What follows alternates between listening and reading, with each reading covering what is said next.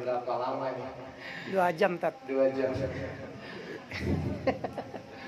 Enggak, soalnya kasihan Pak Haji Enggak ke apa-apa. dokter ya. Gampang. Iya, bismillah, alhamdulillah. Tuhan hukum bitahiyatil Islam. Assalamualaikum warahmatullahi wabarakatuh. Waalaikumsalam. Alhamdulillah nahmaduhu wa nasta'inuhu wa nastaghfiruh wa na'udzu billahi min shururi anfusina wa min sayyiati a'malina may yahdihillahu fala mudilla lahu wa may yudlil fala hadiya lahu. Asyhadu an la ilaha illallah wahdahu la syarika lahu wa asyhadu anna Muhammadan 'abduhu wa rasuluh. Qala Allah ta'ala fil Qur'anil Karim, a'udzu billahi minasy syaithanir rajim. Ya ayyuhalladzina amanu taqullaha haqqa tuqatih wa la tamutunna illa wa antum muslimun. Fa inna asdaqal hadits kitabullah wa khairul hadyi Muhammad sallallahu alaihi wasallam wa sharrul umuri muhdatsatuha wa kullu muhdatsatin bid'ah wa kullu bid'atin dhalalah wa kullu dhalalatin finnar. Alhamdulillah Bapak Ibu Pak Haji yang dirahmati Allah Subhanahu wa taala, bersyukur kita kepada Allah pada malam hari ini kita kembali dapat bersilaturahim, bertemu, duduk bersimpuh, bermunajat kepada Allah Subhanahu wa taala di tempat yang diberkahi oleh Allah Subhanahu wa taala ini.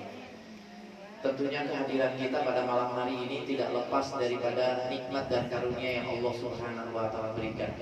Allah memberikan kepada kita nikmat yang paling gede, yang paling agung, yang paling besar, yang paling utama adalah nikmat iman. Ya, nikmat iman. Kalau tanpa ada nikmat iman, sulit Bapak Ibu kita hadir ke sini untuk melaksanakan perintah Allah, sholat Isya berjamaah, kemudian melaksanakan qiyam Ramadan. Ya. Banyak saudara-saudara kita yang keimanannya ya mungkin hilang atau menipis. Ya, ada azan berkumandang, ada pelaksanaan ibadah sholat tarawih, hari-hari ya cuek gitu ya. Nah, karena itu iman ini yang menggetarkan hati kita untuk kemudian berangkat dari rumah masing-masing menuju tempat yang baik ini. Untuk apa? Beribadah kepada Allah. Tanpa nikmat iman sulit. Oleh karena itu, Bapak Ibu ikhwatul iman yang dirahmati Allah, ini nikmat yang paling besar. Harus kita jaga iman ini, harus kita bawa nilai-nilai keimanan ini sampai yaumil akhir. Ya, jangan sampai iman ini tebal kalau ada bulan Ramadan datang. Ya, tapi iman ini harus terus diperkuat sampai yaumil akhir, sampai Allah menjemput kita semua. Ya, sampai Allah menjemput kita, sampai Allah manggil kita, sehingga kita termasuk orang-orang yang husnul khotimah. Ya, akhir dalam pada hal-hal yang terbaik. Kedua, nikmat yang sehat, nikmat yang agung yang kemudian kita syukuri, nikmat sehat. Bapak Ibu kalau nggak sehat nggak bisa melangkah ke sini. Ya, encok dikit, pengennya istirahat. Ya, pengennya istirahat. Apalagi mungkin banyak saudara-saudara kita yang hari ini sama Allah Subhanahu wa taala diuji oleh Allah karena mungkin nikmat sehatnya dicabut, baik sementara ataupun selamanya. Ya, saudara-saudara kita yang hari ini diberikan ujian oleh Allah berupa sakit, ya mereka harus berbaring di rumahnya untuk beristirahat, atau mungkin lebih parahnya lagi harus beristirahat di rumah sakit, dirawat. Mohon maaf nih Pak Haji, ya Pak Haji kan juga lagi sakit katanya kan gitu. Kan itu juga harus kemudian ada satu perawatan. Nah, dari nikmat-nikmat yang tadi saya sebutkan, nikmat iman, nikmat sehat, ya itu kemudian harus kita syukuri agar kemudian nikmat itu ditambah. Saya nggak sengaja baca di depan ada kaligrafi surah Ibrahim ayat ke-7. Ya, wa id a'udzubillahi minasyaitonir rajim wa id ta'addana rabbukum la in syakartum la azidannakum wa la in kafartum inna 'adzabi lasyadid. Ya. Intinya kalau kita bersyukur kepada Allah, nikmat yang tadi itu ditambah. Kalau kita kufur kepada Allah, tunggu, azab Allah sangat pedih. Nikmat iman wajib tidak kita syukuri, wajib. Nikmat sehat wajib tidak kita syukuri, wajib. Nikmat harta, nikmat jabatan, nikmat apapun yang oleh Allah Subhanahu wa taala berikan wajib kemudian kita syukuri. Agar kemudian kata Allah ditambah nikmat itu. Ya. Tapi kalau kita tidak pandai bersyukur, nah inna adzabil sadid. Siksaan Allah itu sangat pedih. Nah, kita kan nggak mau kalau Allah menimpakan kepada kita azabnya, ya. Kalau kita nggak bersyukur dengan nikmat iman, kita nggak bersyukur dengan nikmat sehat, nikmat-nikmat yang lainnya, tunggu. Mungkin kita akan diberikan ujian oleh Allah Subhanahu wa taala yang jauh lebih berat, ya, yang itu merupakan bagian daripada azabnya Allah Subhanahu wa taala. Nauzubillah min dzalik. Nah, kewajiban kita bersyukur kepada Allah itu bukan hanya sebatas kita ucapkan di mulut. Kalau bersyukur itu kan, ya Allah terima kasih. Mungkin kan gitu kalau anak-anak kita kasih duit kemudian dia berucap terima kasih Bapak, Ibu, Umi, Abi, kan seperti itu. Itu ucapan secara lisan. Bagaimana kemudian pengucapan itu kita lakukan di lisan kita dengan ketika kita berdoa bersujud kepada Allah, tapi jauh lebih dari itu kita bersyukur kepada Allah, kita manfaatkan nikmat-nikmat yang tadi, nikmat iman, nikmat sehat dan nikmat apapun dalam rangka beribadah kepada Allah Subhanahu wa taala. Insyaallah itu akan ditambah. Baik Bapak Ibu, ibu iman yang dirahmati Allah, mudah-mudahan pada kesempatan malam hari ini kita termasuk orang yang dalam naungan Allah, yang kemudian kita termasuk yang bisa menjaga nilai-nilai keimanan ketakwaan kita kepada Allah, ya, dengan kita bersyukur kepadanya. Pada malam hari ini saya ingin coba menyampaikan terkait dengan konsekuensi kita sebagai seorang muslim. Nah, ya, konsekuensi kita sebagai seorang muslim. Bapak, Ibu, muslim kita ini dari kapan? Dari semenjak lahir. Ada mungkin Bapak Ibu yang muslimnya ketika pertengahan perjalanan hidup kita. Kalau bahasa kita mungkin baru mau awal beberapa tahun yang lalu. Tidak ada kan? Muslim kita insya Allah dari semenjak lahir.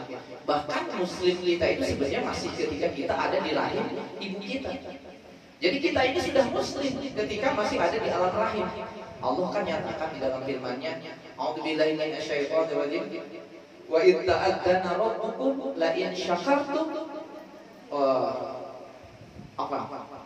Dalam Allah Subhanahu wa taala berfirman, ketika ditanya, "Apakah engkau menyaksikan alastu bi rabbikum?" Qalu, kita menjawab, "Bala syahid." Alastu bi rabbikum? Apakah engkau menyaksikan aku sebagai Tuhan? Maka bayi yang janin yang di dalam perut kita, ibu kita, yaitu kita sendiri, menjawab, "Bala syahidna." Kita bersaksi, kami bersaksi bahwa engkau adalah Tuhan kami. Makanya disambung oleh Rasulullah SAW dengan sabdanya, ya, kullu mauludin yuladu 'alal fitrah. Setiap anak yang dilahirkan ke muka bumi ini dalam keadaan fitrah, dalam keadaan bersih, dalam keadaan muslim. Ya, sekalipun ibunya, mohon maaf, dia non muslim, seorang Nasrani, seorang Yahudi, tapi anak yang ketika itu dilahirkan dalam keadaan fitrah, bersih, ya. Maka lanjutan dari hadis itu, fa'abawwahu ayyuhawidanihi au yunassiranihi au yumajjisani. Maka orang tuanya lah yang menjadikan si anak tadi yang baru lahir, ia jadi seorang Yahudi, Nasrani, atau Majusi, atau pemahaman-pemahaman keyakinan lain. Nah, alhamdulillahnya kita terlahir dalam keluarga muslim. Orang tua kita muslim, sampai hari ini kita pun jadi seorang muslim. Nah, Bapak, Ibu, ikhwatul iman yang dirahmati Allah, oleh karena itu ada satu konsekuensi bagi kita yang muslim kita ternyata dari kecil sampai saat ini. Apa konsekuensinya? Yang pertama, kita harus meyakini, mengimani seluruh ayat yang ada di dalam Al-Quran. Kenapa demikian? Karena ada sebagian yang mengimani sebagian ayat yang lain, tapi mengingkari bagian ayat yang lain. Dalam firman-Nya surah Al-Baqarah Allah nyatakan, "Apa tu'minuna bi ba'dil kitab, ya, wa takfuruna bi ba'd." Ya, apakah kamu beriman kepada sebagian dari apa yang ada di dalam kitab dan kufur kepada sebagian yang ada di dalam kitab? Nah, Bapak Ibu ikhwatul iman, 114 surat, ya, 30 juz, ya, 6.630, ya, 6 ayat. Allah Subhanahu wa taala firmankan tidak ada satupun yang diragukan, ya, apalagi salah, apalagi keliru, ya. Apa buktinya? Allah nyatakan dalam firman-Nya surah Al-Baqarah ayat 2. Dzalikal kitab la raiba fihi hudal lil muttaqin. Ini kitab, yaitu Al-Quran, la raiba fihi, tidak ada sedikit pun di dalamnya keraguan. Hudal lil muttaqin, petunjuk buat orang yang bertakwa. Nah, ini jadi ayatnya semua wajib kemudian kita imani, ya. Yang kemudian kita setengah-setengah mengimani kepada sebagian yang lainnya, tapi kufur juga kepada sebagian yang lain. Ini yang pertama, kita harus beriman. Yang kedua, konsekuensi kita sebagai seorang muslim, ya, kita harus berhukum kepada hukum yang ada di dalam Al-Quran. Bapak Ibu, buat beriman yang dirahmati Allah, tidak ada yang diatur dalam kehidupan dunia ini sekecil apapun kecuali Allah sudah ngatur dalam Al-Quran. Contoh dalam makan, Allah ngatur nggak Pak Bu dalam pola makan? Diatur. Jadi keliru besar kalau orang mengatakan bahwa Al-Quran itu hanya kaitan masalah-masalah ibadah, contoh sholat, haji. Oh itu dalam Al-Quran ada. Pola makan, ya Allah juga ngatur. Hukum kaitan dengan pola makan kita seperti apa, bagaimana diatur dalam Al-Quran. Dalam firman-Nya Allah Subhanahu wa taala berfirman, "Ya ayyuhalladzina amanu kulu mimma fil ardi halalan thayyiban." Wahai orang yang beriman, makan apapun yang ada di muka bumi ini. Boleh silakan, tapi syaratnya halalan thayyiban. Halal dan baik. Berani nggak Bapak, Ibu, ya, ketika ada ayat Allah kemudian kita langgar, makan ketika lapar, seenak-enaknya kita makan, menghalalkan segala cara. Yang penting perut kenyang. Nggak bisa. Konsekuensi buat orang yang beriman kepada Allah, tidak boleh kita melanggar sedikit pun akan aturan-aturan main yang sudah ditetapkan oleh Allah Subhanahu wa taala. Ya. Hadis Rasulullah, "Idza akala ahadukum ta'aman falyakul biyamini fa inna syaitan ya'kulu wa yashrab bishimali." Kata hadis Rasulullah SAW, apabila kalian hendak makan, ya maka makanlah dengan tangan kanan. Ya, karena sesungguhnya syaitan itu kalau makan atau minum dengan tangan kiri.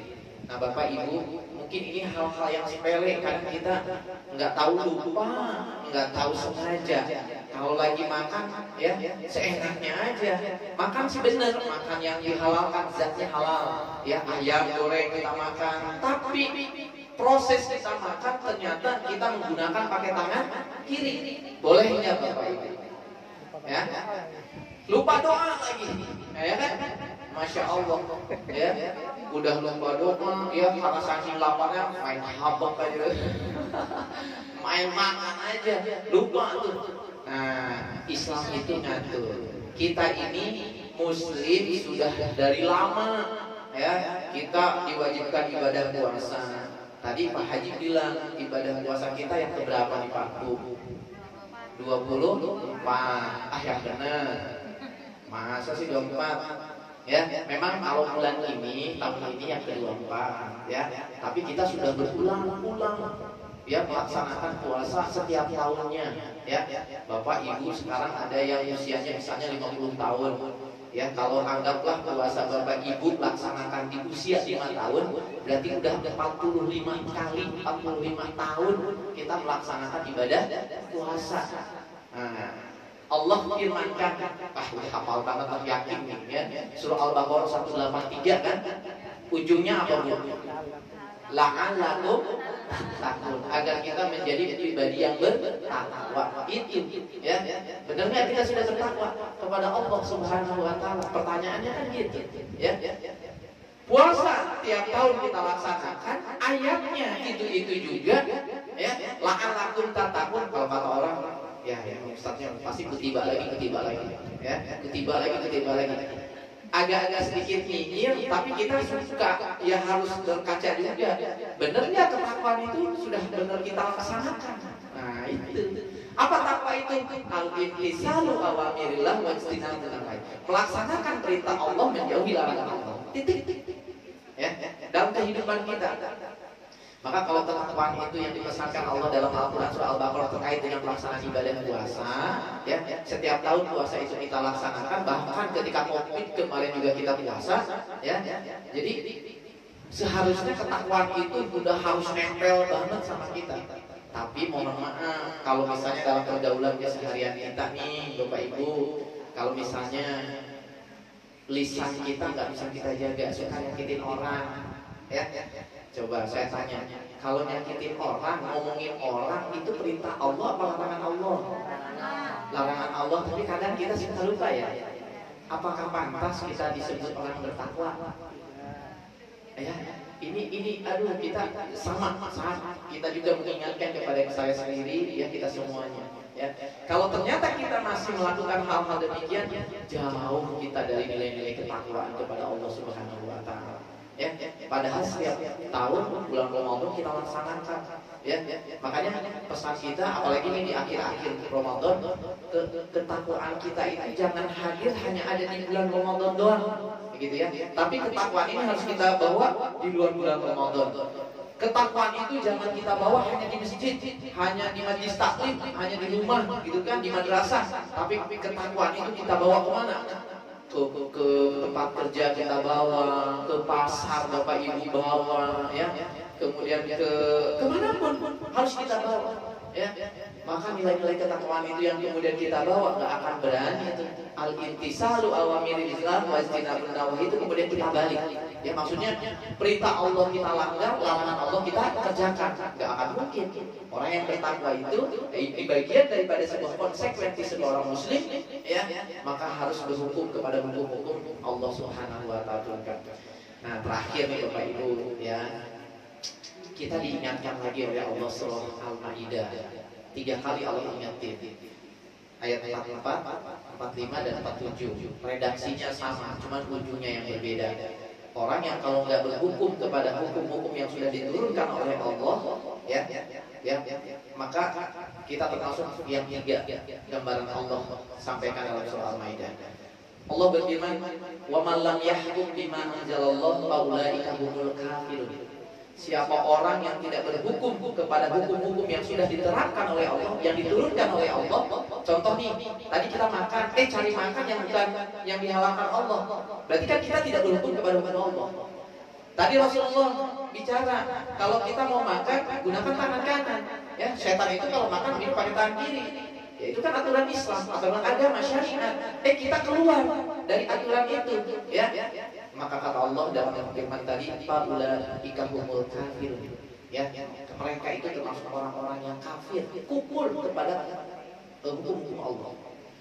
Nah, ayat yang keduanya di 45-nya, wa man lam yahkum bima anzalallah, sama redaksinya tapi ujungnya faulaika humuz zalimun. Maka mereka termasuk orang-orang yang zalim, yang nggak bisa nempatin, tahu ada perintah Allah itu suruh nyari makanan yang halal, tapi diingkari. Ya, zalim tidak kemudian bisa menempatkan diri. Ya, orang zalim itu kan, ya dia nggak bisa menempatkan sesuatu yang pada tempatnya. Orang zalim. Nah, ancaman yang ketiga, wa man lam yahkum bima anzalallahu fa ulaika humul fasiqun. Siapa orang yang tidak berhukum kepada hukum-hukum yang sudah diturunkan oleh Allah, fa ulaika humul fasiqun, maka dia termasuk orang-orang fasik, orang-orang yang suka merusak. Nah, Bapak Ibu ibu iman yang dirahmati Allah, maka sebenarnya ini konsekuensinya ada kurang lebih 5 yang tadi saya sampaikan. Cuma takut kepanjangan, saya sampaikan 2 saja. Yang pertama, kita harus mengakui, mengimani seluruh ayat-ayat Allah yang ada di dalam Al-Quran. Yang kedua, konsekuensi kita sebagai seorang muslim itu harus berhukum kepada hukum-hukum yang sudah ditetapkan Allah Subhanahu wa taala. Ya. Terakhir, Rasulullah SAW bersabda, "Taraktu fikum amrayni lan tadillu abadan ma in tamassaktum bihima." Telah aku tinggalkan 2 perkara kepada kalian, kalau kalian berpegang teguh kepada kedua perkara ini, kalian akan selamat selama-lamanya, baik di dunia ataupun di akhirat. Apa 2 perkara itu? Yang pertama Al-Quran, yang kedua hadis atau sunnah Rasulullah SAW. Nah, Bapak Ibu iman yang dirahmati Allah, ini bulan-bulan mulia, ini bulan-bulan suci, ini bulan-bulan penuh keberkahan, bulan Allah di dalamnya turunkan Al-Quran. Al-Quran itu tadi petunjuk, Al-Quran itu tadi apa? Pedoman. Kalau kita ngikutin pedoman itu, maka kita akan selamat selama-lamanya, baik di dunia ataupun di akhirat. Ya, kita kan ini di dunia selamat, di akhirat selamat. Benar nggak, Bu? Iya. Apa buktinya? Ketika kita berdoa, biasanya doa ini disimpan di ujung. Biasanya orang suka ngomong doa 1 jagat. Apa, Bu? Rabbana atina fid dunya hasanah wa fil akhirati hasanah wa qina adzabannar. Ya, kita gimana tuh doanya? Ya, bisa kita sampaikan, Robbana, ya Allah ya Tuhan kami, atina, berikan kepada kami fid dunya hasanah, di dunia kebaikan, hasanah, baik ketika makan, baik ketika mendapatkan harta, baik keluarganya, baik pribadinya. Wa fil akhirati hasanah, juga di akhirat kita mendapatkan hasanah, dimasukkan ke dalam surganya Allah. Enak ya Bu? Dan terakhir, wakina azab, jauhkan kami dari api. Ya, nah oleh karena itu kalau kita ingin mendapatkan kebahagiaan itu dan dijauhkan dari api neraka, yaitu ya Al-Quran kita akuin, ya hukum-hukum Islam kita patuhi. Ya, sekecil apapun logis ataupun tidak, kalau memang ini sudah jadi syariat Islam, hukum Islam, samina nah, kita dengar, kita taati, ya. Karena memang nanti kita akan temukan Bapak Ibu ada aturan-aturan hukum-hukum Islam seolah-olah ini tidak logis, tapi mau nggak mau kita harus taati, ya. Harus kita taati. Nah, terakhir contoh aja nih, misalnya ada sesuatu hukum Islam seolah-olah ini tidak logis bagi kita, tapi kita harus ikutin. Bapak Ibu kalau mau sholat apa yang dilakukan? Ambil wudhu, ya wudhu kan? Anggota wudhu dibasuh kan? Ya, telapak tangan, kumul-kumul gitu ya, sampai kaki kita basuh. Ya, selesai. Udah mau sholat deh. Mohon maaf, Bapak Ibu kentut. Ya, kentut. Apa yang harus dilakukan? Wudhu lagi. Mana yang dibasuh? Nah, semua anggota wudhu tadi. Yang dosa tadi siapa? Kenapa nggak dibasuh ya? Pantatnya aja. Kalau menurut logika, dia dong, ya, yang bersalah, yang berdosa, yang harus dibasuh. Kenapa harus muka yang dibasuh? Kan gitu. Logikanya kayak nggak nyambung, gitu kan? Yang dosanya siapa? Kan gitu. Kecuali kalau kita pipis atau apa segala macam. Ini mah kalau kentut, ya, kentut kan angin, tapi itu bisa membatalkan. Ya, nah ini ya Bapak Ibu. Nanti akan kita temukan hal-hal yang mungkin dalam pemahaman kita, aduh ini apa ayat-ayat Al-Quran ini kok banyak kayak gini. Ada orang yang mungkin nggak tahu terlalu pintar atau gimana. Ini ayat-ayat Al-Quran udah nggak cocok lagi dalam kondisi zaman sekarang, udah nggak relevan. Banyak kayak gitu. Akhirnya nggak dipakai, akhirnya diingkari. Ya. Kita nggak bisa, pokoknya dari Nabi Muhammad diutus, diberikan ayat Al-Quran, hatta yaumil akhir, sekarang sampai yaumil akhir nanti, Al-Quran itu tidak akan pernah berubah, insya Allah. Karena Allah menjamin akan menjaga ayat-ayat kesucian Al-Quran. Nah maka Bapak Ibu, waktu iman yang dirahmati Allah, ya maka kita kalau ada Al-Quran di rumah, jangan dipajang di rumah doang, di lemari, tapi dibaca. Bapak Ibu ya, apalagi bulan Ramadan. Ini majelis taklim ya Bapak Ibu ya, seminggu 3 kali. Ayo ramekan lagi. Biasanya Bu kalau sendiri di rumah malesnya itu kuat. Ya mudah-mudahan Pak Haji amal soleh luar biasa memfasilitasi ini rumah jadi majelis taklim, ibu-ibu mungkin bapak-bapak juga atau siapa umum, anak-anak juga. Nah ini biasanya semangatnya ya terus muncul bagi kita untuk kemudian mengkaji ayat-ayat Al-Quran, hukum-hukum Islam dan lain sebagainya. Ya, godaan kita luar biasa Bu, apalagi di zaman canggih sekarang ini, handphone apa segala macam. Ya, anak kita nangis gara-gara pengen handphone. Ya, nah luar biasa. Mudah-mudahan kecanggihan itu, ya teknologi itu berkembang, tapi tidak melupakan kita taat kepada Allah dengan membaca Al-Quran. Baik Bapak Ibu, ini saja barangkali yang disampaikan, mohon maaf ya apabila dalam penyampaian barangkali ada hal-hal yang tak berkenan, ada hal yang salah, ada yang keliru, datang dari pribadi saya selaku manusia yang tentunya tidak lepas daripada kesalahan dan dosa. Apabila ada yang baik, yang benar, yakin mutlak itu datang dari Allah Subhanahu wa taala. Al-haqqu min rabbik, kebenaran itu datangnya dari Tuhan kita, dari Allah Subhanahu wa taala.